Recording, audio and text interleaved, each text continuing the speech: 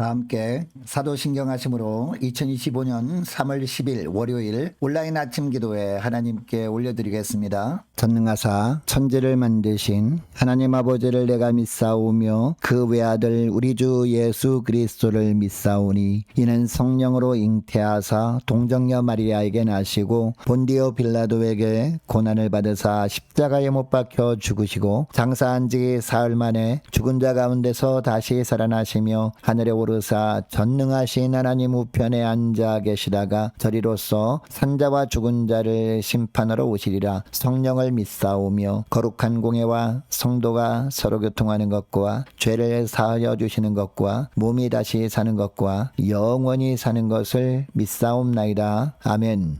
찬송가 313장 찬송하시겠습니다.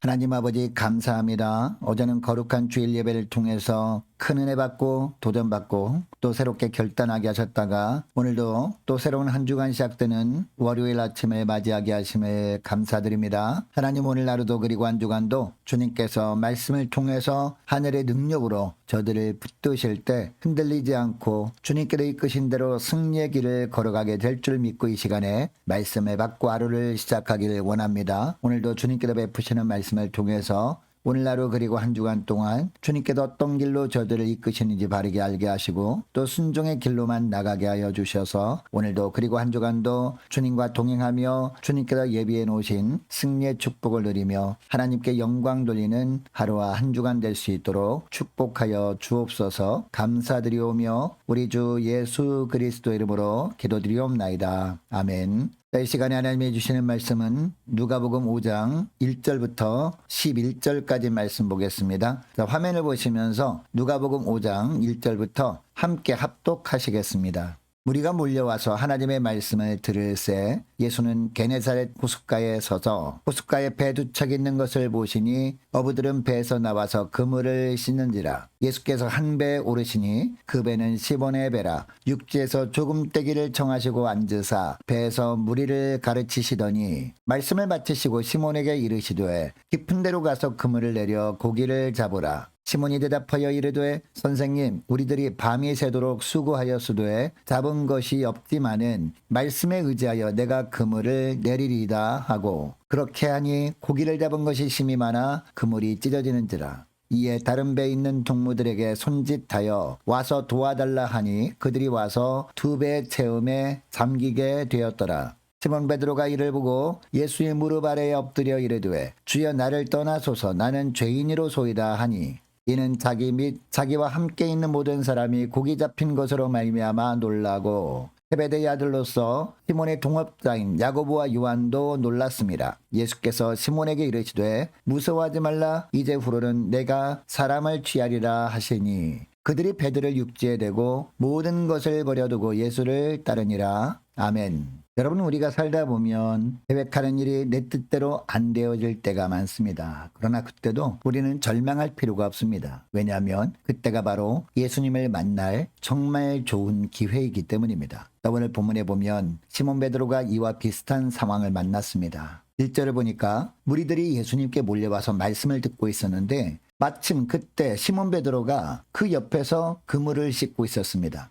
여러분 많은 사람들이 예수님의 말씀을 듣고 있었다면 대체 무슨 말씀을 하시길래 저렇게 많은 사람들이 듣고 있나 궁금해서라도 들어보려고 할 수 있습니다. 그런데 베드로가 거기에 관심을 두지 않고 그물을 씻는데 여념이 없습니다. 5절에 보니까 밤이 새도록 수고하였지만 고기를 한 마리도 잡지 못했기 때문이었습니다. 베드로가 그날만 고기를 잡지 못한 것이 아니었습니다. 며칠 전부터 계속 허탕만 치다가 이제 지쳐서 사람들이 예수님 곁에 몰려 있었지만 관심도 없었던 겁니다. 그런데 1절 하반절 말씀을 보니까 예수님이 말씀을 전하실 때 수많은 사람들이 말씀을 듣고 있었습니다. 그런데 2절을 보니까 주님께서 호숫가에 배 2척이 있는 것을 보십니다. 그리고 그 배 곁에 그물을 씻고 있는 어부들을 보셨고 그 어부들 중에서 주님이 가장 주목해 보신 사람이 바로 베드로였습니다. 여러분 베드로는 그곳에 있는 어부들 중에서 가장 베테랑 어부였습니다. 자기만큼 갈릴리 바다를 속속들이 잘 아는 사람은 없다고 자부해 왔습니다. 그래서 다른 사람들은 몰라도 자기가 바다에 나가면 만선은 못해도 어느 정도 고기를 잡을 자신이 있었습니다. 그런데 다른 어부들처럼 며칠째 허탕만 친 겁니다. 자존심이 많이 상했을 것이고 앞으로 살아갈 날이 걱정이었을 겁니다. 하나님 앞에 나서기도 부끄럽고 또 미래에 대한 염려 때문에 조용히 불확실한 내일을 대비하여 그물을 손질하고 있었던 겁니다. 3절을 보면 그곳에 있던 어부들 중에서 주님은 가장 절망하고 있던 베드로에게 다가오셔서 베드로의 배에 오르십니다.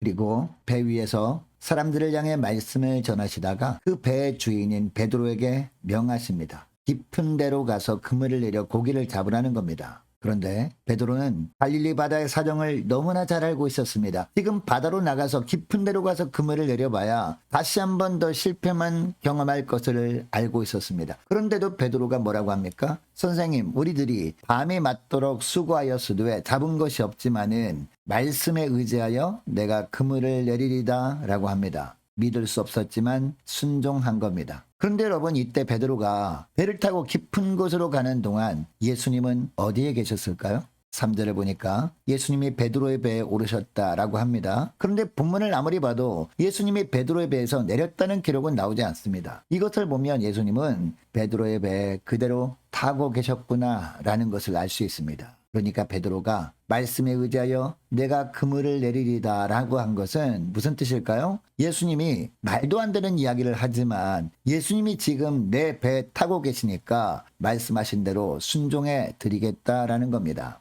여러분 베드로의 배에 예수님이 타고 계시지 않았을 때 베드로의 인생은 비참했을 뿐이었습니다. 아무리 수고했지만 빈 배를 몰고 처량하게 돌아올 뿐이었습니다. 그런데 베드로의 배에 예수님이 타시니까 6절을 보면 고기를 잡은 것이 심히 많아 그물이 찢어질 정도가 되었습니다. 7절도 보니까 이에 다른 배에 있는 동무들에게 손짓하여 와서 도와달라 하니 그들이 와서 2배 채움에 잠기게 되었더라라고 합니다. 10절을 보면 이 다른 배는 세베대의 아들 야고보와 요한의 배였습니다. 그러니까 예수님을 태우고 깊은 데로 갈 때 배 두 척이 동시에 간 겁니다. 그리고 베드로가 주의 말씀대로 깊은 데로 가서 그물을 내릴 때 이 야고보와 요한도 따라했을 수도 있습니다. 그런데 놀라운 것은요, 예수님을 모신 베드로의 배는 고기를 많이 잡았지만 야고보와 요한은 한 마리도 잡지 못하고 있었는데 와서 도와달라는 베드로 외침을 듣고 가 보고서야 깜짝 놀란 겁니다. 그리고 더 놀란 것은 베드로가 잡은 고기가 얼마나 많았는지 비어있던 자기들의 배에도 채웠는데 가득 찬 겁니다. 얼마나 가득 찼는지 7절 하반절을 보니까 숨기게 되었더라 라고 하고 있습니다. 9절에 보니까 이것을 보고 가장 먼저 베드로가 놀랍니다. 그리고 자기와 함께 있던 사람들이 놀랍니다. 또 10절 말씀을 보니까요, 세베대의 두 아들도 놀랐다라고 하고 있습니다. 여러분, 여기서 중요한 사실 한 가지가 있습니다. 다른 사람들은 단순히 놀란 것에 끝내버렸습니다. 예수님의 말씀을 수많은 사람들이 들었습니다. 그리고 그 말씀의 능력을 베드로를 통해서 보았습니다. 그런데 단지 대단하다, 놀랍다 이것으로 끝내버립니다. 그런데 베드로를 보면 5절에 보니까 처음에는 예수님을 선생님이라고 합니다. 그런데 8절 하반절에 보면 예수님의 능력을 직접 눈으로 본 후에는 예수님을 향해 주여 나를 떠나소서 나는 죄인으로소이다 라고 합니다. 여러분, 주님이라고 한 것은요, 내 인생의 주인이라는 고백입니다. 갈릴리 바닷속 깊은 곳에 살고 있는 물고기들까지 통치하시는 주님이시라면 내 인생도 다스리시는 분인 줄 이제 알았습니다. 제가 그것도 모르고 선생님이라고 했습니다. 주님의 말씀을 의심했습니다. 제가 죄인입니다. 이런 의미입니다. 이런 고백을 하는 베드로에게 주님은 사명을 주십니다. 이제 사람을 취하게 하겠다라는 겁니다. 사람 낚는 어부가 되게 하겠다라는 겁니다.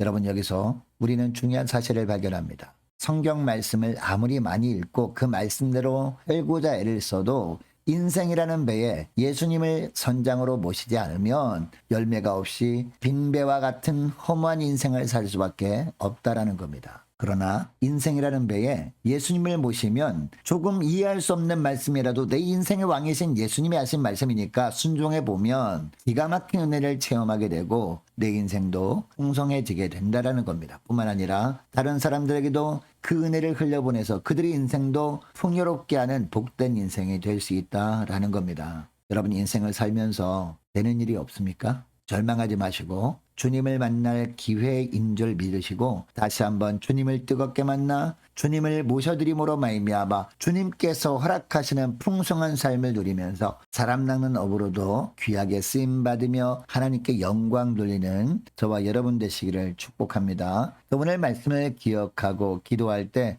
이렇게 기도했으면 좋겠습니다. 하나님, 고난의 시기는 주님을 만날 기회임을 기억하고 주님을 뜨겁게 만나 회복시켜 주시는 주님의 역사를 보게 하시고 이제는 사명의 길로 주님과 함께 나아갈 수 있는 저희들 되게 하여 주옵소서. 간절히 기도하는 이 새벽 될 수 있기를 축복합니다. 계속해서 기도하기를 원하는 것은 한 주간 동안 각 가정의 직장과 사업장들을 위해서 함께 이 시간에 기도하기를 원하고 모든 부역 식구들과 저와 여러분을 위해서 그리고 각 가정의 자녀들을 위해서 함께 이 시간에 기도하기를 원합니다. 혼란한 세상 속에서 주님께서 오늘도 그리고 한 주간도 영적인 분별력을 허락해 주옵소서. 간절히 기도하기를 원합니다. 오래 세워진 일꾼들을 위해서 교회 재정을 위해서 함께 이 시간에 기도하기를 원하고 유초등부 중고등부 청년부를 위해서 남녀 전도회와 각 구역을 위해서 함께 이 시간에 기도하기를 원합니다. 또 많은 환우들을 위해서 기도해 주시기 바라고 취업을 앞둔 청년들을 위해서 성교사님들 가정들과 나라와 민족과 교회의 앞날을 위해서 저와 여러분이 가지고 나온 기도 제목을 놓고 우리 함께 이 시간에 기도하기를 원합니다. 기도하겠습니다.